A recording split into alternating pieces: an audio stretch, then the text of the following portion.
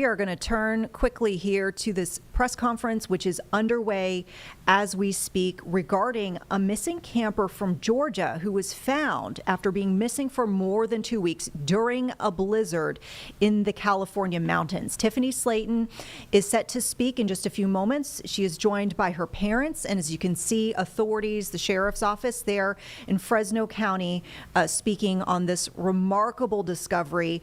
A quick backstory. She was actually reported missing late last month, and she was found a couple weeks later inside a cabin at a nearby resort, which the resort's owner says that while he keeps it closed during the winter, he actually keeps the cabin itself unlocked just in case there's a situation like this. Someone who's stranded, someone who gets lost while they're hiking needs a safe place to stay during rough conditions. So let's listen in right now on this remarkable update. Once again, missing woman from Georgia found after her disappearance during a blizzard while hiking in the California mountains. We also refer to as Vermilion Valley, and to the right was to Florence Lake.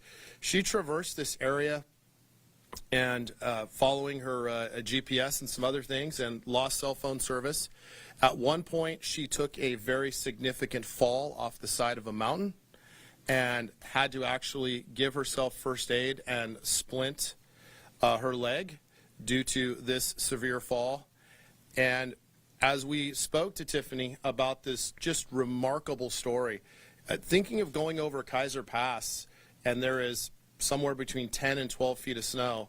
The road hadn't even been plowed yet at the time that she went over. It wasn't plowed until somewhere around Monday the 12th or Tuesday, May 13th. And then after crossing Edison Lake, the lake's low right now. There's some what we call like little islands that cross the lake. She made it to the what we call sort of the north side of the lake, and then continued hiking all the way back to an area near Golden Lake. And if you look on a map, Golden Lake is not far from Rock Creek Lake, and she was about anywhere from a half mile to a mile from the Mono County, Inyo County line, but still in Fresno County, hiking up peaks as high as 11,000 to 11,200 feet. Just an absolute remarkable story. Her bike was left at a sign for the trailhead for Hopkins Lake. And so once the snow melts and we have an opportunity to get up there, we will be attempting to retrieve her bike for her, because that bike is what she said during her story is really what helped propel her on this journey and got her through the snow and kept her going. And then obviously on May 14th, when the owner of the Vermilion Valley Resort was able to get in because the road had been plowed over Kaiser, he saw a pair of shoes outside of one of his cabins at Vermilion Valley Resort that he leaves open, which is at Edison Lake.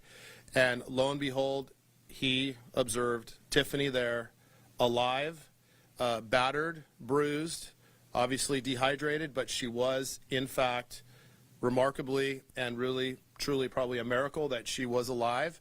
And then we were able to respond. And to my left today, we have Tiffany here. She's wearing sunglasses after being out in the snow for that long and the extreme sun. It did some possible damage to her eyes, so that's why she's here wearing sunglasses.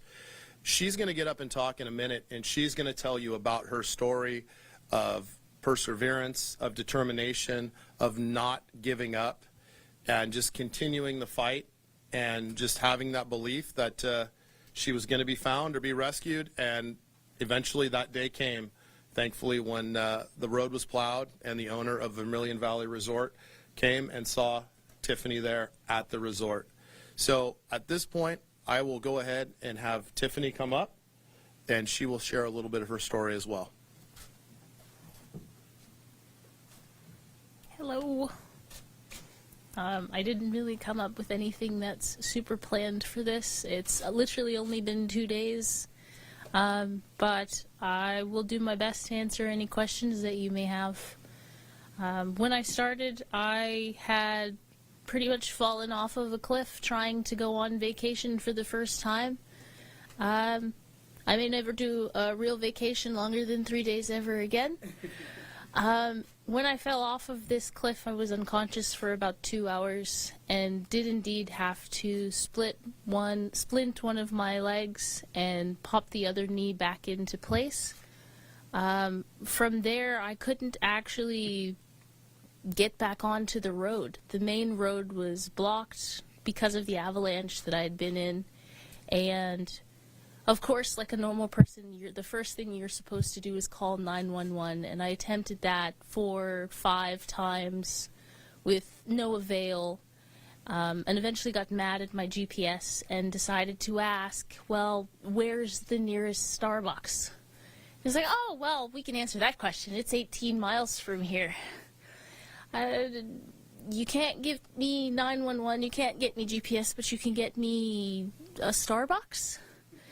Yes, we can. It's also a shorter distance than trying to find the entrance. And in doing so, I ended up on this very long, arduous journey that I journaled to try and keep sane. And eventually managed to get to civilization. I haven't really gone through all of the details. I ran out of a lot of food after 5 days.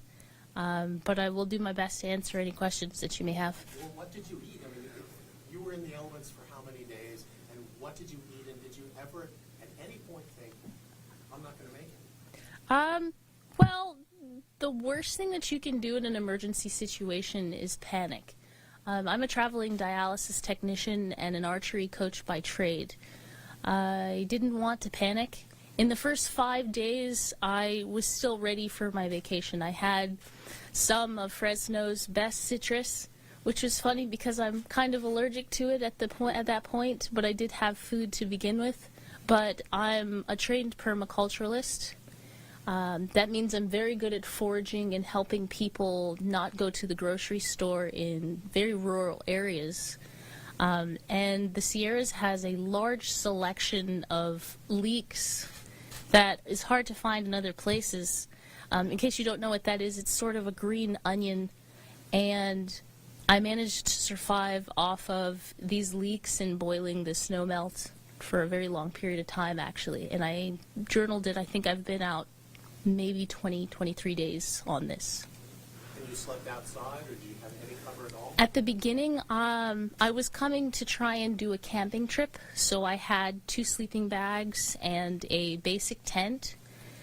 But at the end, after fighting nature for such a long time, I lost my tent, I lost my vestibule, and I did eventually lose both sleeping bags, so I was outside with nothing but a lighter and a knife. Tiffany, after many days, how you avoid death to survive? How did I avoid death? I'm pretty good at foraging, and nature is quite terrifying. So usually once you start finding things that are scary for you, you do your best to keep moving and get over it. And because of the mountains, I literally got over quite a few of them. Tiffany, the sheriff mentioned that you have something called ballerina syndrome. Is that accurate? And if so, what does that do in terms of making it difficult for you to hike? So ballerina syndrome it's a syndrome that involves kind of what's known as a high arch. I'm unable to keep my feet on. Can't keep my heels on the ground for more than 3 inches, and it kind of looks like this. Is that from dancing? Not from dancing. I was born with this syndrome, and what it does is over time you end up not being able to keep your heels on the ground. So things like snowshoes are not something I can find because, well, stilettos are not exactly the best of athletic wear. But I tried my best to find what I could and found a pair of heels made out of leather. And Tiffany, how grateful are you of that man who, left that door open for people just like you, people in need? How grateful are you? I honestly do not think that without Vermilion Resort, I would not be here at that moment, because that was the 13th heavy snowstorm I had been in, and it was going to be the last one. If he hadn't have come that day, they would have found my body there. What injuries did you sustain? I've got into an avalanche and 2 landslides in the process. When I came into the hospital, somehow because of the foraging, my blood work was perfect. But I did have a lot of micro cuts. I have a lot of burns, but nothing that I don't think time will be able to heal. And you were able to be found just in time for your birthday. How Yes. did that feel for you? Did you do anything to celebrate? I mean, your parents are here. That was actually my goal when I ended up on some of those mountains. Was I did not want to celebrate a birthday away from my family. So I had made it a point to try and find some sort of building before the 13th, because the last things that I had for food in my bag was a Dunkaroo packet, because it was the closest thing to a cake I had. It was 3 cookies and a packet of icing. And a lovely lady had given me some elderberry syrup, and I really wanted to enjoy that on my birthday as hopefully part of a sandwich. You see shows like Survivor Man and things like that, and you generally think about somebody being a certain physical type. I wouldn't necessarily look at you and say that's a person that could last 3 weeks, and yet here you are. So what do you attribute this ability to survive under the worst conditions? Well, while it may not look like it, I am a pre-Olympian for archery, and in the islands, I am number 2 in the world's islands for archery. In an archery session for 2 hours, we walk the equivalent of 5 miles and lift the equivalent of 2 tons. So my body type is not necessarily going to look like a boxer's, but it is indeed an athlete's. Did you see anything remarkable on your journey? Anything that stood out to you that you remember with animals, any encounters with animals? I did indeed see every type of animal, or come across every track for animals that could possibly be found in the Sierras, including a sort of mountain goat that I have not yet identified because I haven't had a chance to look at the prints. It's only been day 3. Do you remember what day it was that your mind shifted of, I need to survive and I need to keep going and not give up? Do you remember what day it was? Day 1, once you fall off of a cliff and your parents are in the back of your mind from different issues, I necessarily would have said that I would rather, I can't say rather die because I didn't, I would rather live than have to deal with my parents seeing that I failed in such a dumb way. Do you have siblings? I have 2 brothers, yes. What have your brothers said about you? Amazing. Both of my brothers are military, and that is not something that I wish to put on television. They are not the adventurous type. We'll put it like that. I don't believe that doing mountaineering is something in my brother's futures. Will you ever do this again? Will you go alone on an excursion like this again? If it was something that benefited my family, like a television show called Alone, I may attempt it in order to benefit my family's economy, yeah.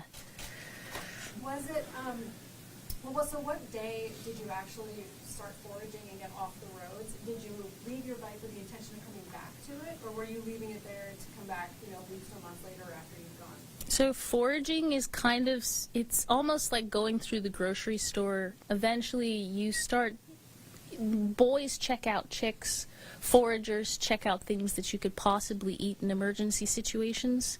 So at the beginning I had already started trying to supplement the things that I knew I wanted to eat with things that I had found in the environment. One of my favorite things to do, because I am Bermudian American, is part of the British culture is a lot of tea. Manzanita and pine needles is one of the most delicious herbal tinctures that I could probably come across, and it was very relaxing. If it wasn't for the life or death situation, I probably would have really enjoyed that aspect. You made a fire every night, you made tea every night? I did indeed make tea every day, partially because of my Britishness, but the other reason is when you're unable to collect a lot of carbs, the next best thing that you can do is to create a stockpile of micro minerals and vitamins so that you don't fall out. Did you have survival gear with you to make a fire and things like that? I had brought basic camping gear because this journey was only supposed to be a 3-day vacation. What went through your mind when you stumbled upon that cabin? I mean, what were you feeling at that moment? That was one of the heaviest snowstorms I had seen. I had actually gotten very lost at that point and didn't recognize that I was back at Edison Lake. I only saw white upon white in that storm. It was a little bit weird, but when I first came across it, it was a pristine Christmas tree and a tiny house, and it had markers like Santa's sleigh.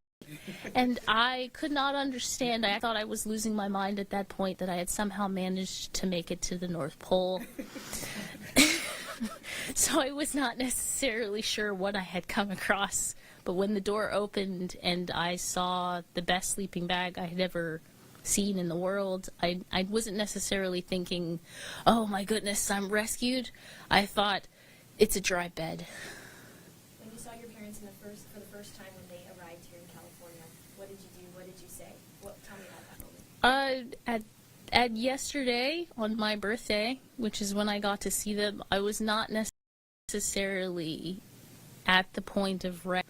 Most people think that once you've managed to make it to civilization, that the journey is over. But recovery doesn't start happening until your body is fully capable of being able to digest. And at that point, I hadn't been able to digest anything. I could eat, I could drink, but nothing was leaving my body. And it's one of the number one killers for people, is actually just trying to not have problems in the bathroom. So I was very happy to see them, but I was intensely nervous because I hadn't made that transition yet. How are you feeling then? How are you doing? I'm doing much better. My digestive system has started functioning very well. I'm hoping that I'll see progress very quickly.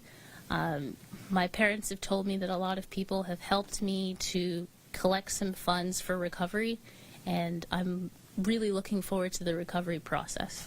Would your parents like to talk? Sure. Yeah, come on, Virginia or Bonnie. You're looking at your daughter with such pride, and I understand that, and it's your only daughter, and she's apparently a better survivalist than your son. What do you want to say to them? Well, we're not going to say she's better.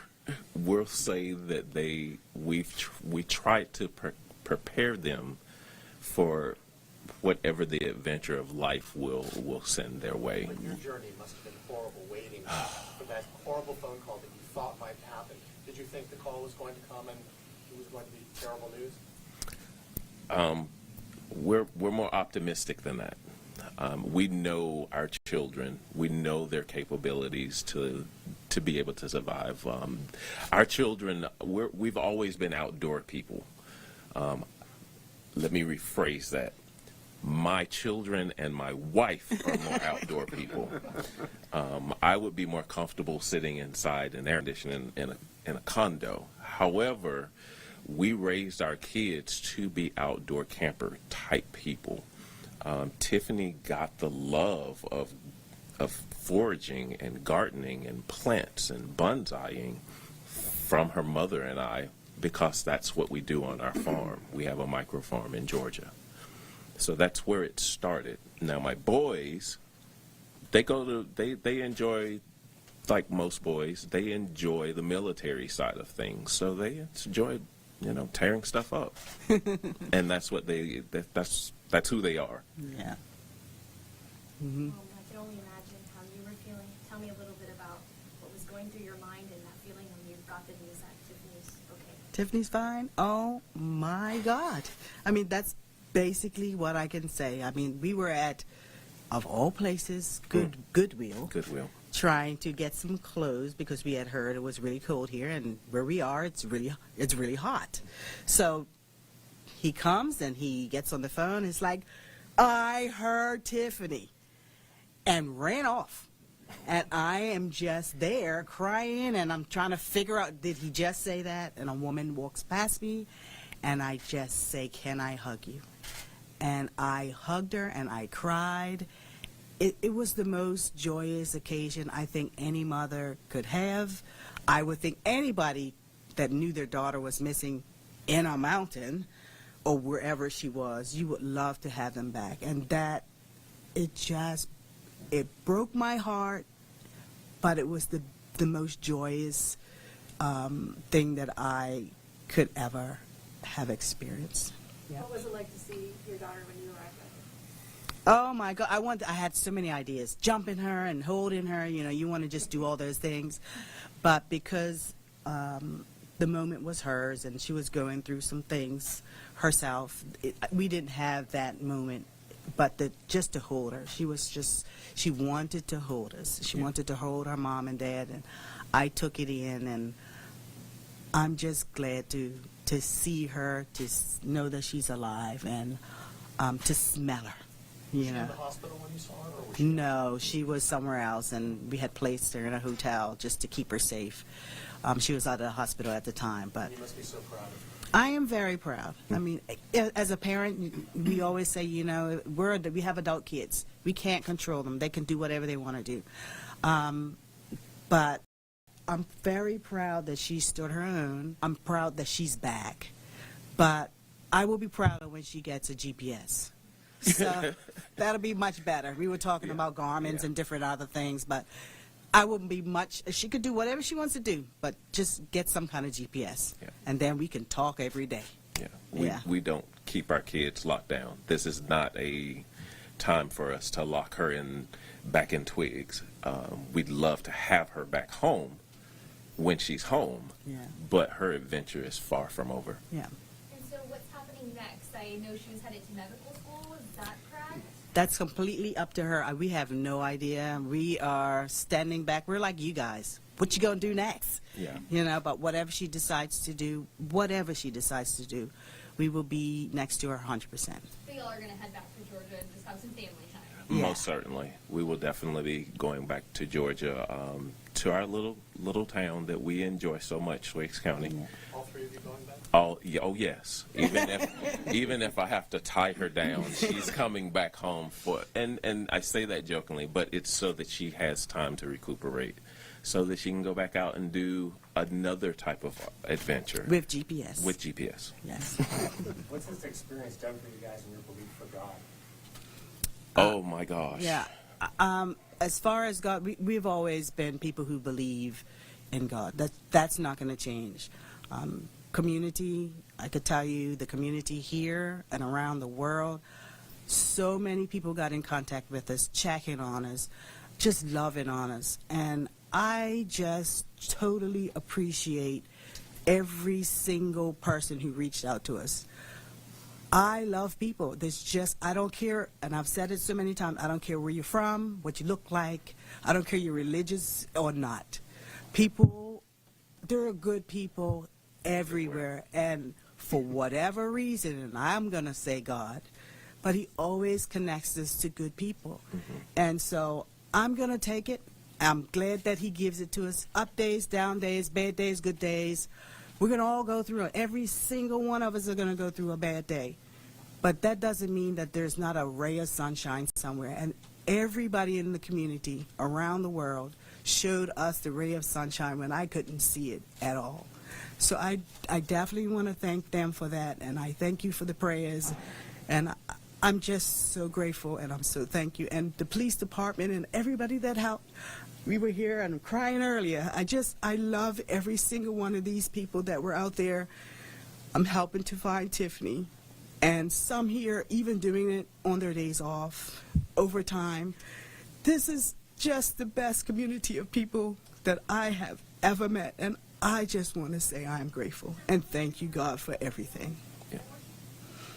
So, Bobby, you mentioned that Tiffany called you and said, I'm sorry. I feel like any child we're scared our parents are gonna be upset. I mean, at this point, I feel like you can't be mad, but as a child, it's like, oh, my dad's gonna be mad at me. How are you feeling about that? So when I got the phone call, I really didn't know who it was on the other line. My daughter is lost, and we're trying to find her. And I was already warned that, you know, maybe somebody will call and pretend to be her to try to give you false hope or get the attention that comes with that. So I asked her, okay, so who is this? And she says, it's me, Dad. I'm sorry. I'm not dead.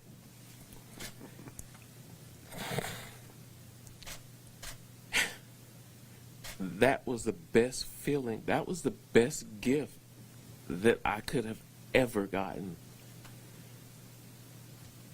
These kids that I have are my wife. They're the reason why I breathe, and the possibility and the thought that she might not come home.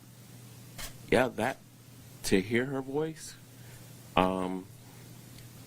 was really tough, but it was the best toughness that I could have ever experienced. And yes, I guess a person could have been mad at that particular point, but you can't be mad at that.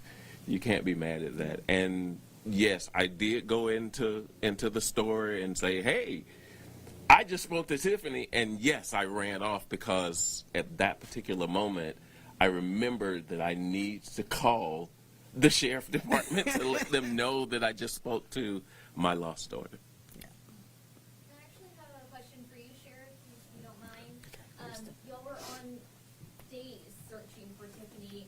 How close was she in relations to where she was found? Do y'all search? Where does that kind of match up? Well, that's a good question, because we had sightings from different individuals, and we'd obviously had some video from the China Peak Landing, which is at Huntington Lake. Not really that close. Kaiser Pass was impassable. We had gone up there with some of our off-highway vehicles with tracks on them and couldn't make it. We had Eagle One fly into the Edison Lake area, Vermilion Valley Resort, to check it out, but we were not really looking that was not an area that you would have anticipated or expected someone to be. And that is what really makes this story so remarkable. And as Verdrina said, and their belief in God and the fact that it's a miracle, when she was getting a notification that the Starbucks off of the 395 highway in Inyo or Mono County was closer than even getting back to Huntington Lake, that just goes to show you how far out there she was. I mean, in this time of year with the snow and everything, it was just not an area that you would anticipate anyone to be. As far as we know, people are not really even hiking the Pacific Crest John Muir Trail in this area right now because of weather and because of snow. So just completely, truly a miracle that the road was plowed on Tuesday, and that this individual that runs the Vermilion Valley Resort got in there and was able to make contact with Tiffany on Wednesday. I mean, it's truly, as she said in her story, there was 12 to 13 snowstorms, anywhere from 10 to 12 feet of snow at different points as you go through these high peaks. And for that to all come together on that day is just truly a miracle. This is, you have to believe that God had a hand in saving Tiffany and getting her home and getting her here with us today. And is this something that your department has ever experienced before, this kind of miracle? Not that I can think of after this many days that she was out there. And we started our search on May 1st. And then obviously on May 14th, on Wednesday, is when she was located at Vermilion Valley Resort. When you think about the weather and you think about the altitude, the elements, and everything that she was in, and then obviously if you can look at this on a map and going back to the Hopkins Lake Trail and where we're going to go recover her bike from, where her bike was left, it's a very, very remote area. There's no real roads in the area. There might be a few little Forest Service or logging roads here and there. But it truly is a story of survival and determination by Tiffany. There's no other way I can explain it. I've worked for the sheriff's office for almost 30 years. I've grown up here. I spend a lot of time up in that area. I would have never anticipated her in my wildest dreams being able to get back as far as she did. But now we know this is something that we will learn from in the future. Expect the unexpected. Speaking of learning, Scott Weitzer, come Yeah. up real quick. Sorry, Scott, I'm going to Go ahead, Scott. Scott has extensive background in search and rescue, and he helped head up this mission. I figured you could kind of put it in the context of how incredible this is. Yeah, she truly has an absolutely amazing story of survival. And my last 15 years on search and rescue, we haven't experienced anything close to this. As far as you talked about how close she was to our search area, we use past missing person behavior. There's a lot of literature out there on what people typically do in certain situations. She was so far off the spectrum with that it was absolutely crazy. The search areas we have volunteers, and we had a lot of our neighboring counties coming and assisting. And after reviewing our tracks, we drove or walked over 4,300 miles looking for. And when you have a search area that's almost 700 square miles, it's hard to narrow down the exact location. What was your reaction when Christopher called you and said, "Hey, I have Tiffany"? I know you guys had just scaled back the search, so how was that feeling?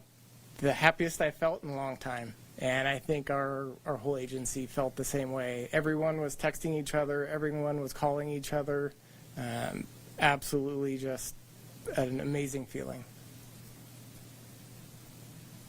Tiffany, I know you're still recuperating and getting back to yourself, but kind of wrap it up. What do you take away from this?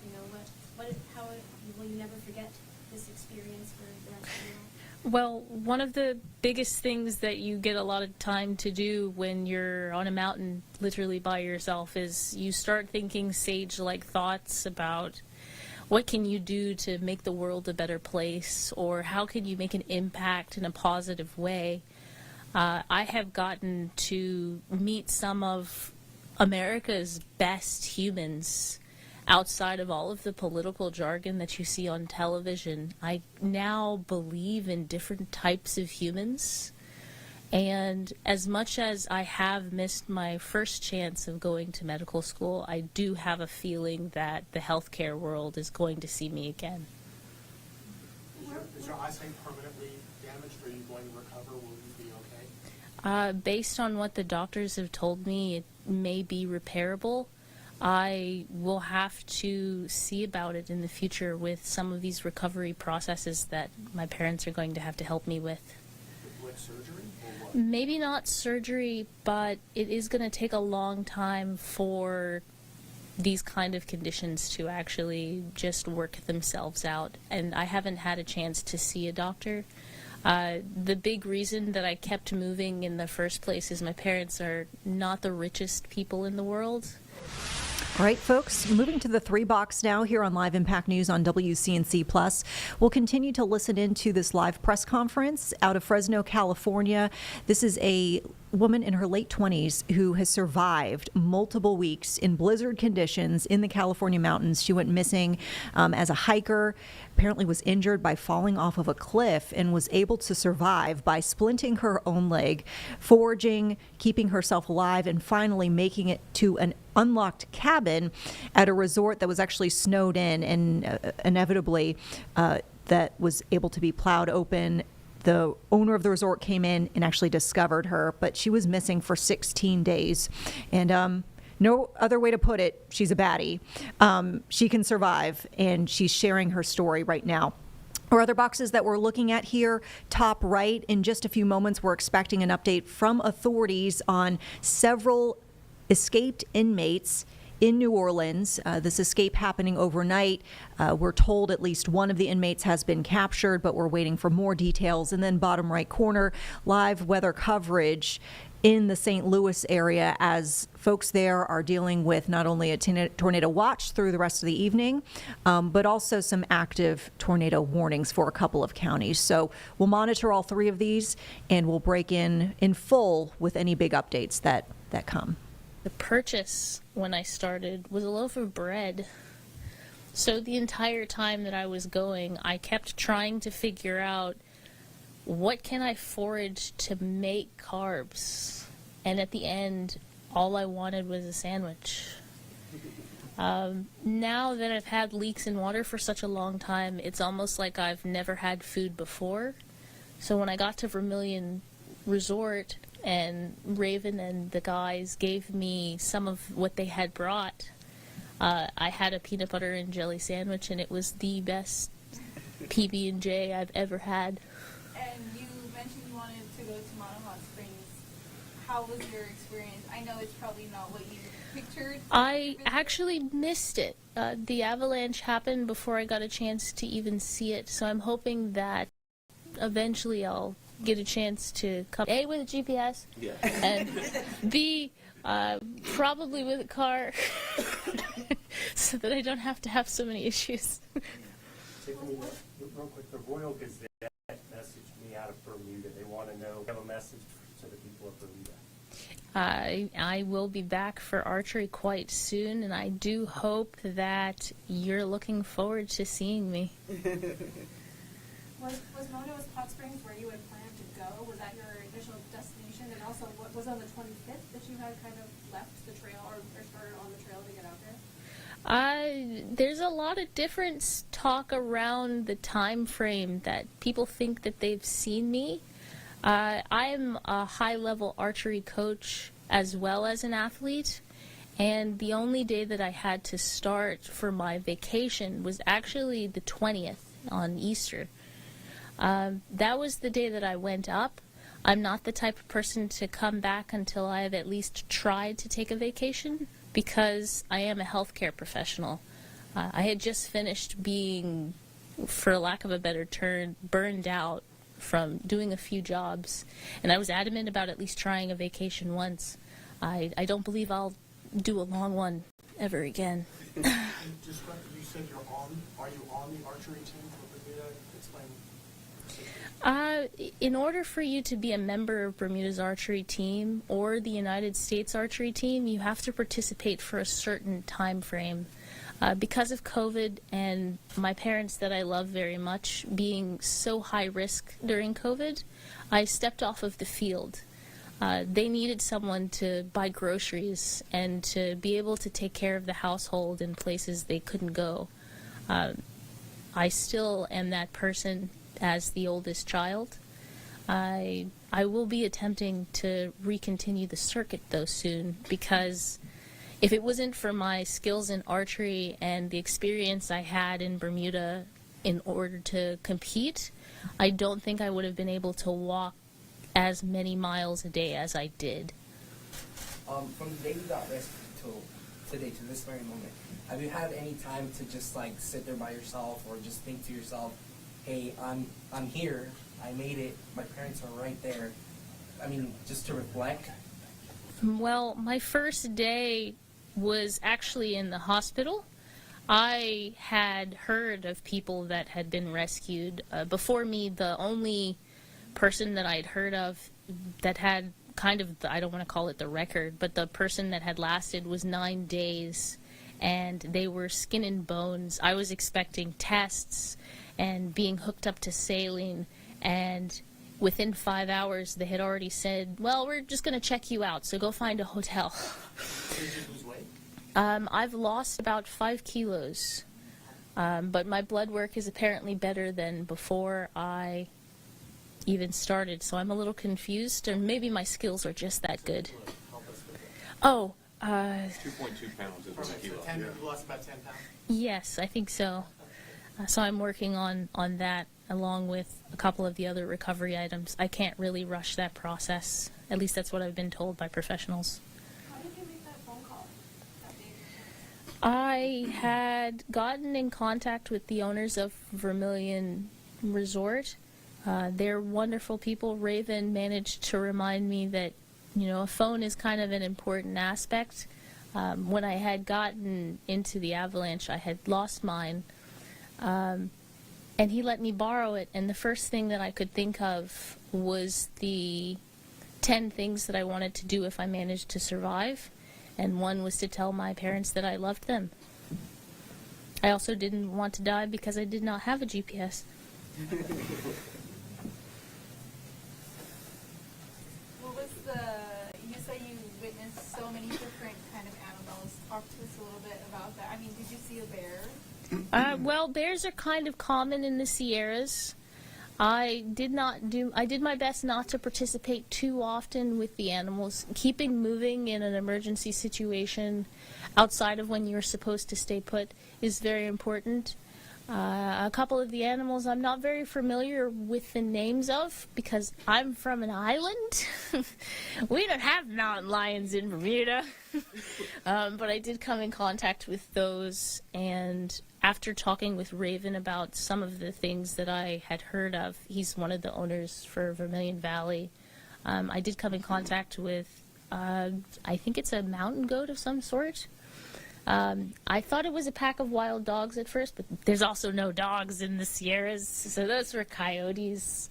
I don't really want to focus too much on a lot of it, because most of the time for foraging, you're not supposed to hunt when you're on these trails.